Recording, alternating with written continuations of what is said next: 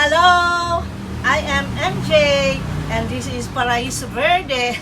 Okay, anyway, kidding aside, I am going to introduce with you guys this very amazing plant, the Paraiso Verde. I love this plant and I just bought this yesterday, and before buying this, I researched and I am going to share with you the characteristics and how to care and whatever. Okay? So, bear with me. Okay? Okay lang kayo? English lang tayo today. Okay guys, I will just read what I researched here for you to know about this plant. Okay? So, bear with me. Philodendron Paraiso Verde is another beautiful plant from the Philodendron family. It has long, stunning, and statement leaves growing on small stems. If you are looking for a low-maintenance, gorgeous plant for your indoor settings, you will love this species. It's a rare one, so it might be a little hard to get your hands on it, but if you do, it's worthy purchase and beautiful addition to your houseplant collection. Really, this is Paraiso Verde. It is so lovely. About the genus Philodendron. Philodendrons are tree-loving plants in the sense that they grow by climbing on trunks and branches next to them. They were first brought forward in the early 1640s, and 6 different species were identified and collected. Soon, several different additions made their way into the category from different parts of the world. The genus was created and officially named as Philodendron by Heinrich Wilhelm Scott in 1829. Today, a total of 800 species lie under this umbrella. They are all unique in terms of shapes, colors, and sizes, but they are all equally popular for their beautiful, bright colored philodendrons are a very popular ornamental plant type. Origin and distribution. Philodendron plants were first identified in the 1600s. As mentioned earlier, and since then, hundreds of species have been added to this genus. Most of these plants are found growing in tropical regions of America as well as the West Indies. However, these plants are very popularly known for their diverse habitats. They prefer the humid and shady environment of a tropical rainforest, which is why indoor settings are perfect for them. They are also found growing beside river banks and swamps, so it is evident that they love moisture. Foliage and stem. Its leaves are its primary feature, and it's not surprising that these plants are popular for this reason. Yeah, look at them. They have beautiful long green leaves that sometimes have different shades of green on their surface. This variegation depends on the environment that they are put in. If you receive the optimum and equal amounts of sunlight, the entire leaf will be of an even color. In the case of irregular sunlight distribution, you might see some shades of light and darker green on the foliage. Plus, the leaves can grow as long as several inches, ranging from 5 to 10 inches. Yeah, look at them. Wow, nice, no? The stem, however, is smaller than the leaves. If the plant grows bigger,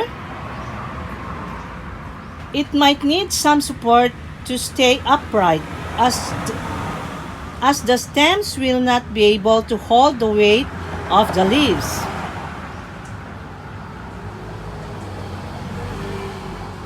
Using external support in the form of a rod or a taller vase will be ideal. Evergreen. All philodendrons have evergreen foliage. They stay bright and beautiful throughout the year, not affected by the seasons passing by. Height. In total, under good care, these plants can grow as tall as 10 to 15 inches in height. As mentioned earlier, they might need some sort of external support once they reach their maximum size. Temperature tolerance. Because philodendrons, Paraiso Verde is a tropical plant in origin, it can do well in warmer temperatures. However, cold is not an ally. It is best if you keep the plant indoors or in a warmer spot of the house during the frosty winter season. Extreme temperature fluctuations are not well tolerated by this species. Okay? Humidity tolerance. Like all other philodendrons, these plants love humidity in the air. It prefers high levels of 65 to 70% of moisture in the air and can tolerate percentage even higher than this. Thus, if you live in humid environments, your plant will be very happy. Drought resistance. Since these plants like humidity in the air and moisture in their soil, they will probably not do well under dry, water deficient conditions. So try not to test their capabilities and keep them well hydrated. Pressure tolerance. Philodendron Paraiso Verde plants have tough, leathery leaves which not only stop excessive moisture from escaping the plant but also protect them against pressure. Thus, the plant will not immediately die or collapse under acute pressure conditions. However, consistent external pressure should be avoided. Disease and pest resistance. Despite the tough structure, Verde plants are not entirely resistant to diseases and pests. Common issues faced by this species include leaf blights, tip burns, leaf spots, and browning of the leaves. Pest problems include aphids, mealybugs, spider mites, and scales. The common factor between all these issues is that the plant is especially prone to catching them if it is under inadequate or inappropriate living conditions. Too much humidity or waterlogged soil can be an open invitation to pests and infestations. Thus, the simplest way to avoid all of them altogether is by keeping a regular check on your plant. Make sure that your plant is always clean and dry and that no dust or excessive. In case of such an incident, isolate the plant immediately to control the spread of the disease or bug and use appropriate methods to control it. These methods include using insecticides, fungicides, and other commercial products to kill the unwanted visitors. Growth. The growth rate of this species largely depends on the conditions that it is growing in. Under optimal environments, Philodendron Paraiso Verde plants grow very quickly and start to sprout within weeks. If not, they can take months to grow into considerable size. However, this is not a matter of concern if you are providing the best you can. Just make sure that the plant is growing healthily, if not fast. Toxicity. Like all other philodendrons, this one also contains a harmful substance called calcium oxalate crystals. These crystals cannot be ingested at any cost. They can cause physical signs and symptoms such as swelling, pain, and inflammations in the body, starting from the mouth down to the stomach. Thus, the plant must stay out of reach from children and pets. In case of accidental ingestion, seek immediate medical help. Durability. Since these plants are perennial and very easy to maintain, they last you a very long time. They are rare plants, so they are quite an investment. Luckily, they are fairly cost effective and will live for a long time so that you can get your money's worth. Maintenance. Even though the plant is rare and unique, surprisingly, it is quite easy to maintain. They do not ask for anything extra in terms of money, time, and effort, so they are perfect for people who have busy schedules or don't want to spend much on their plants regularly. You must understand that overfeeding them or watering them more frequently will not make them grow any faster. Let them be, give them water as required, and avoid propagating or pruning them during the period. In a few months, the plant will come back to normal. Philodendron Paraiso Verde care. Philodendron Paraiso Verde care requires moist soil to keep the plant well hydrated. Use high quality fertilizers and give it lots of sunlight. Just make sure that the sunlight is not direct.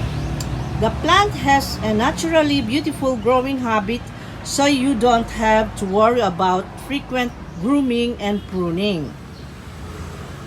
Water requirements. Water the plant frequently, but make sure that the soil has enough time to dry before each session. If you decide to rewater an already wet soil, you will saturate the soil and suffocate the plant. To make sure that this does not happen, feel the texture of the soil with your fingers or use a moisture meter to make sure that the top level of the soil is dry. Water requirements of these plants tend to vary among seasons, increasing during the warm summers and decreasing during the winter season. Proper drainage in the soil is an essential part of its requirements. If the soil gets waterlogged, the roots will suffocate and die. Thus, the texture of the soil and its ability to drain water while absorbing just the right amount of an important factor that you must not miss. You can use a regular potting mix that is rich and organic for these plants. Just remember to keep it damp. Sunlight. In terms of light, it wants lot of it, but never directly. You can put the plant in well-lit rooms behind sheer curtains and drapes. However, giving them direct exposure to the sun can be quite damaging to their leaves. First of all, it will burn them. Secondly, if they are variegated plants, it will ruin their beautiful pattern. Because they are tropical origin, they will prefer shade over direct sunlight. In case you are having trouble finding a suitable spot for them, you can always opt for shade clothes to mellow the light hitting the leaf. Temperature requirements. Plants do not have a particular temperature range, at least not that popularly known. However, it is evident that these tropical plants like warmer temperatures better than the frost. Hence, keep these plants away from direct exposure to harsh temperature fluctuations, like air conditioners, ventilators, and directly in front of an open window.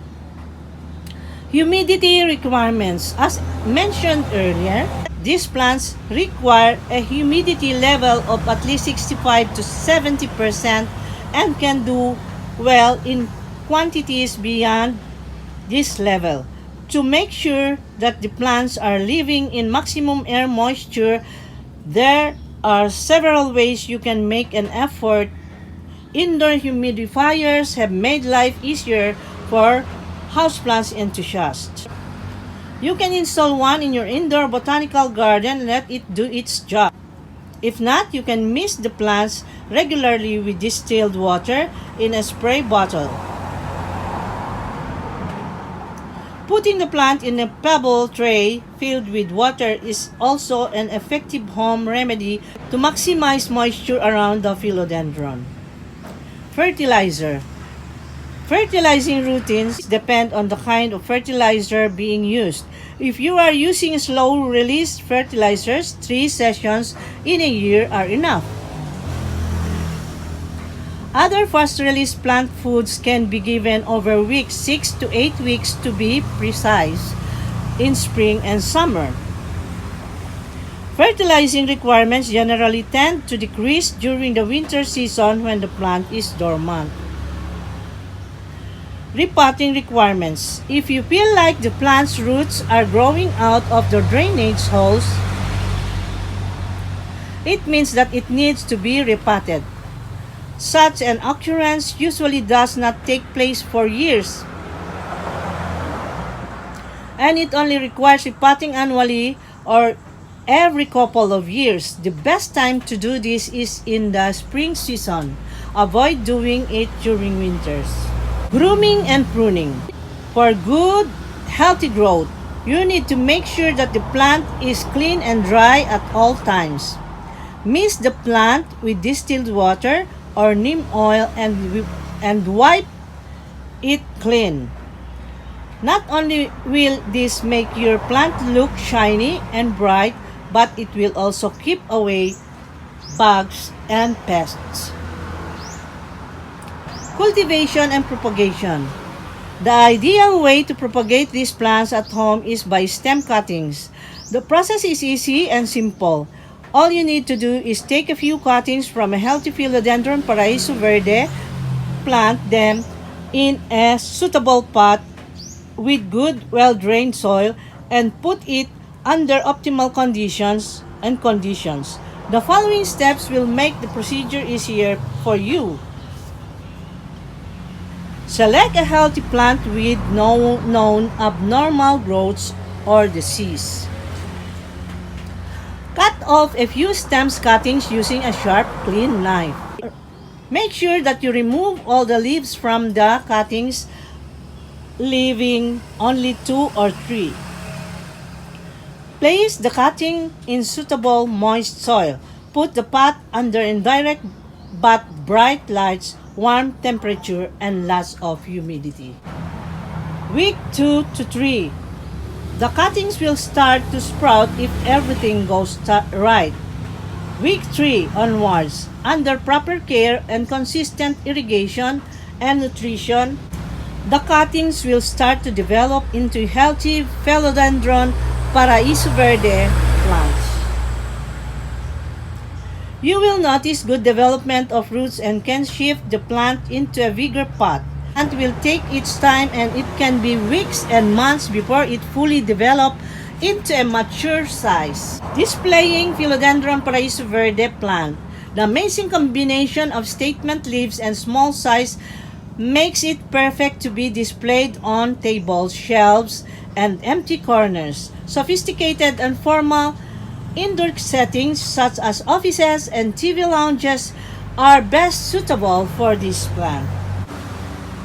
Final thoughts, Philodendron Paraiso Verde is another beautiful species from the Philodendron genus.